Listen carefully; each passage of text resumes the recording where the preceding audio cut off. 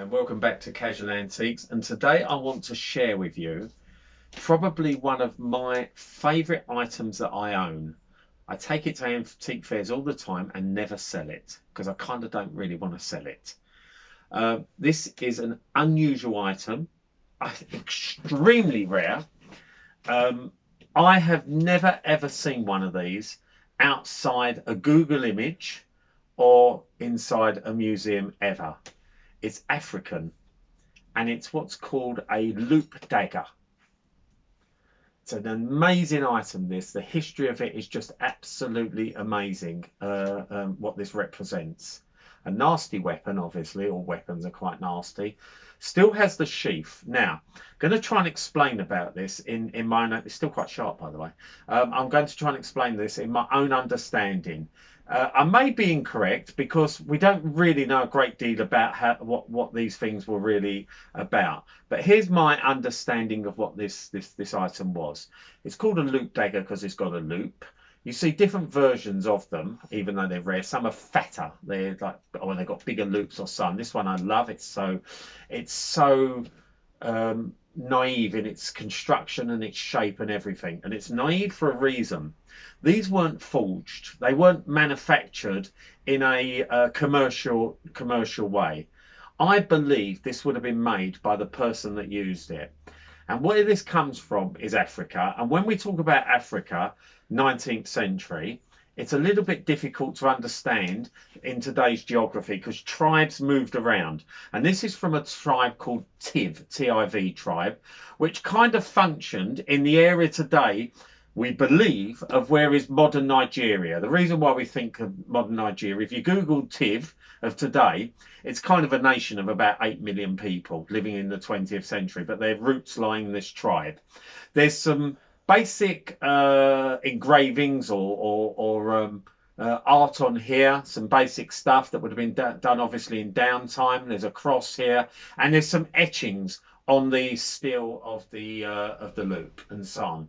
And here's my understanding of what this was about. During the African tribal wars of the 19th and early 20th century, a tribe would have had various soldiers, and one lot of soldiers would have been people that were bow and arrow men. But when they got close to the battle, their bow and arrow became ineffective. They weren't like European armies, so they would advance. Everyone would advance. You wouldn't have like artillery that never advanced. Everyone advanced. So the bow and arrow guy would advance. And when he got into the fray, into the hand-to-hand stuff, he didn't really have a weapon. It's really hard to stab someone with an arrow from a bow and arrow. It needs flight. It needs speed to pierce skin. So they forged their own daggers, and they known as loop daggers today. And the reason that they're like this is quite simple. So they would carry this and they could carry on doing their bow and arrow action. And as they got towards the battle, they could drop their bow and arrow, release the sheath, which is there to protect them, and now they've got something to do the nasty end of the stuff with, and so on. I believe this is unused, for the simple reason I've never seen one with a sheath. So either it's unused or the sheath was made at a later date. But it fits perfectly, so I think it is the original sheath. And I think it's unused because when they got into battle, they would have pulled the sheath off and dropped it. And it's highly unlikely that they would have gone back to find the sheath. So the story is it was never used because it got left behind. Or it was never used because the fella who was going to use it was killed before he could get the dagger out of the sheath. This is a really interesting and outstanding item, even though it's weaponry. And I know there's a lot of controversy around weapons. They can be used for modern day things, although I kind of have a feeling that no one's going to pay. Well, I've put a value on that of about £200, 175 to 200, to stab someone in a bar fight when they can buy a kitchen knife in a pound shop.